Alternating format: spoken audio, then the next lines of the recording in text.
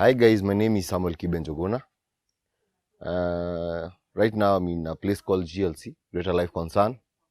It's a rehabilitation center. And by saying a rehabilitation center, I know most of you are wondering, why am I in a rehab? So I'm in a rehab because I'm a recovering addict. And my addiction was alcohol, booze. And in this place, I've come to learn so much about the way that I was living my life. Because every person has a past. And in my past, there is so much that I went through as a person.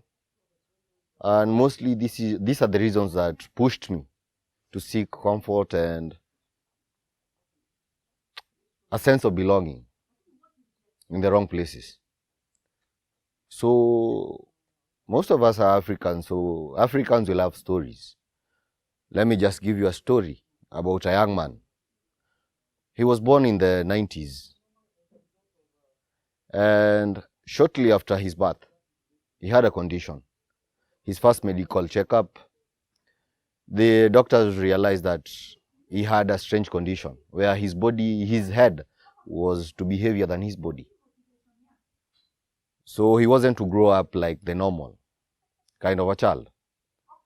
And this went on. It brought friction between the family members, especially the father and the mother. So it was expected that this child was not to be able to walk. But one strange morning, he just, by the help of the coffee table in their living room, he stood and started making some steps. And life went on. Until he got to a point in life when he was in class 3, class 4. Then he was hit by a car, broke his legs, and the fears during his birth came back to life. This wasn't a nice experience in life, but who else knows better than God himself? So he got healed and life continued. It got to a point in life where every family doesn't, most families have fights. It's normal in every family setup. So it got to a point when his mother was pregnant. His father had gone in search of greener pastures. So he was a person left at home to tender to his mom, to the needs, not financially, but the normal needs. But shortly after the birth of their third born child, he passed away 3 days later.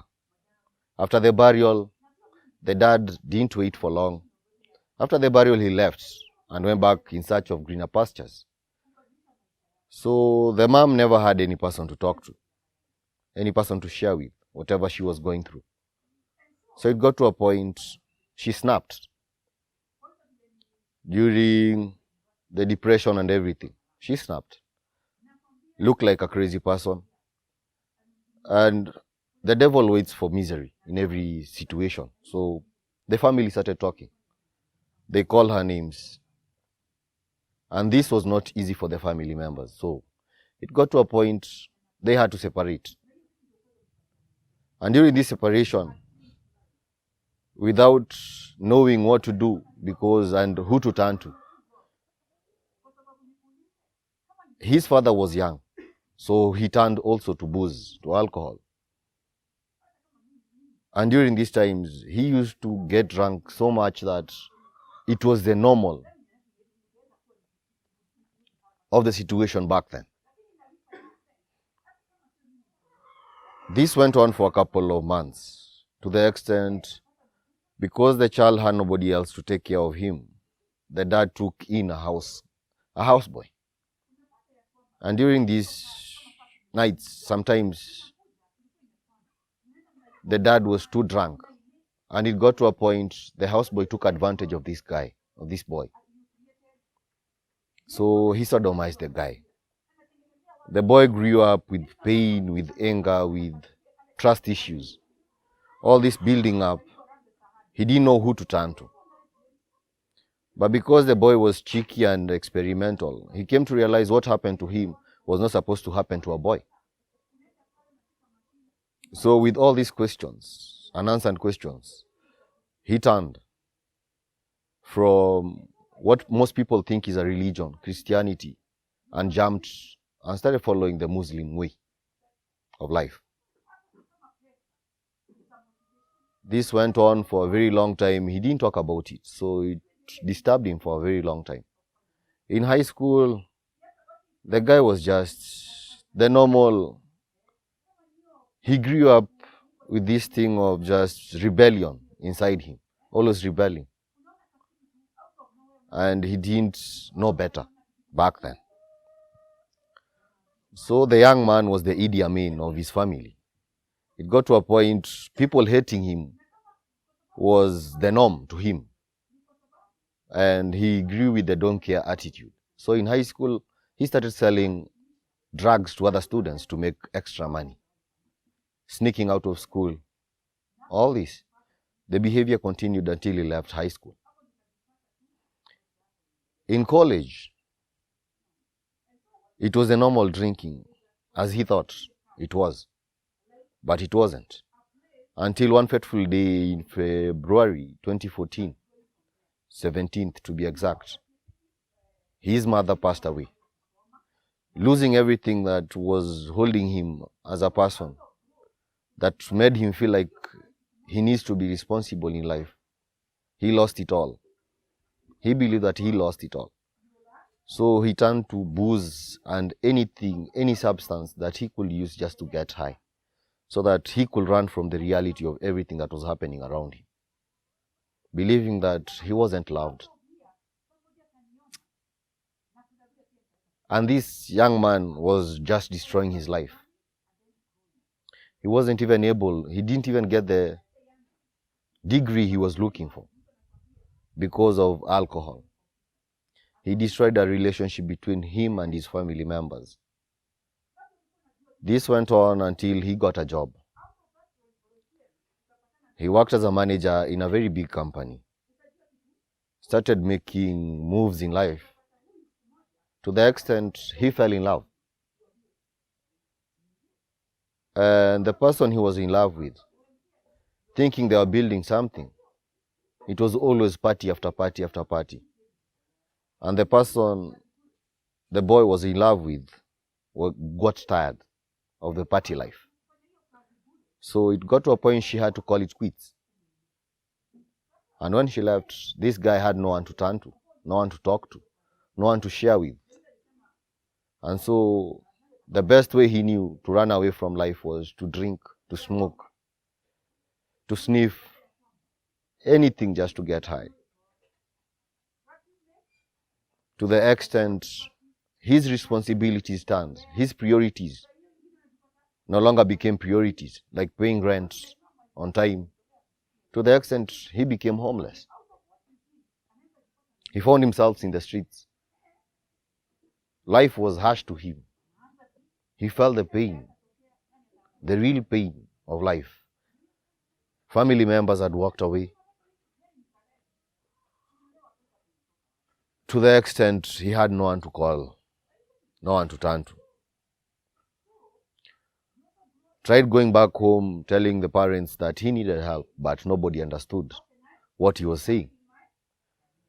But his brother took that leap of faith in him and tried getting help for him.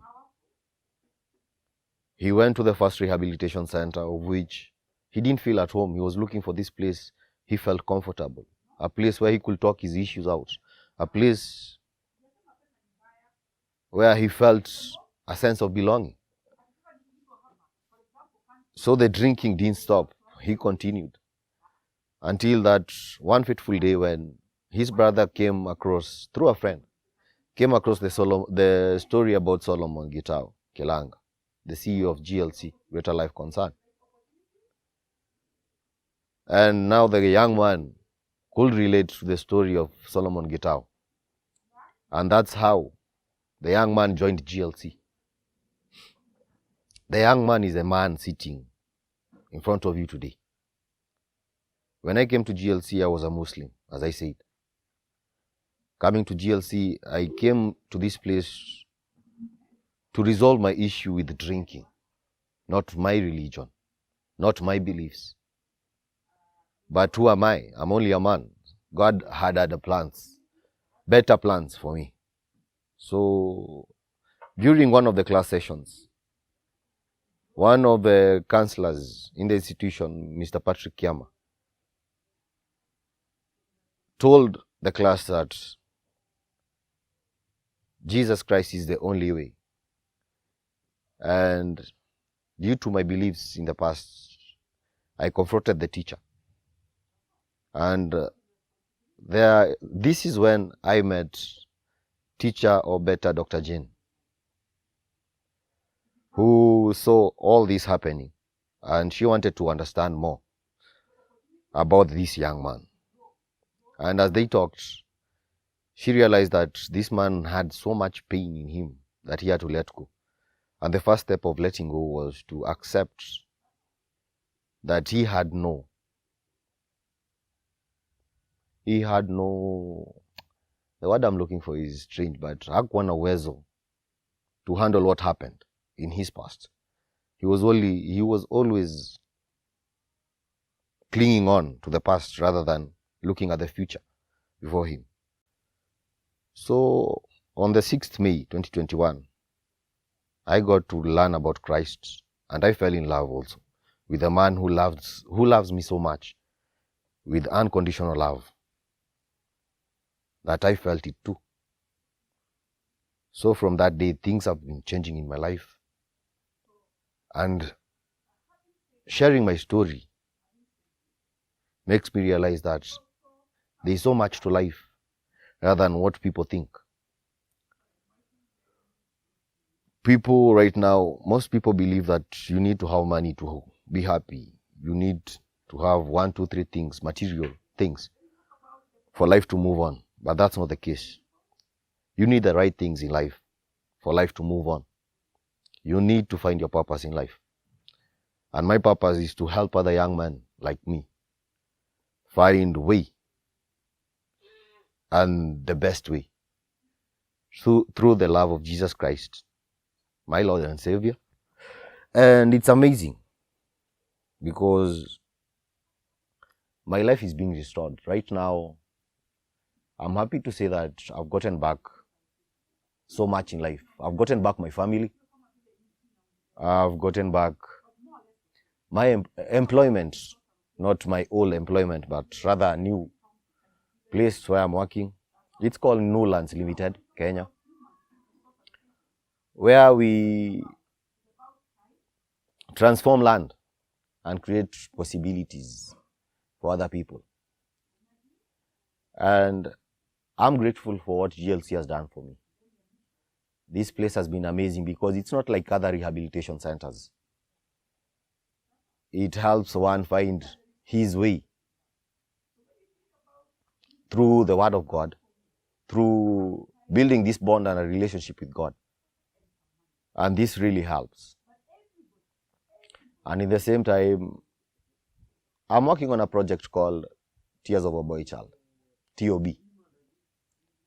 It came to me that men are growing up. The boy child is growing up to become a man without really understanding who a man is supposed to be. Men are told we are not supposed to cry, we are not supposed to share, we are not supposed to talk our interpersonal issues. And this is what is drawing and getting a man into the wrong places. Smoking, bang, getting high, drinking, because most men are running away from their problems. So I'm calling on all men out there. Help me help other men also to find their way, to find the right way, by sharing and talking their interpersonal issues without feeling discriminated, feeling like they're in denial. Just to open up and talk. Because what I came to understand is there are people listening. It only depends to who are you really talking to. So guys, it's good that, you know, there's a place to come, a place to share, a place to vent, so that we can get the boy child back to where he's supposed to be. We need to get back to being responsible men, to being men that can be counted upon by the society. Men of valor, men of importance, men of substance. Because we need to restore back balance in the society. And I believe that's my story. So every person is an author. It all depends with what you want to write down. So be careful of the choices you make in life, because choices have consequences. And never live a life that it will get to a point in life you say you regret you knew. It is now or never. The change begins with you and I. Let's change the narrative. Let's retell our stories. And that's my story.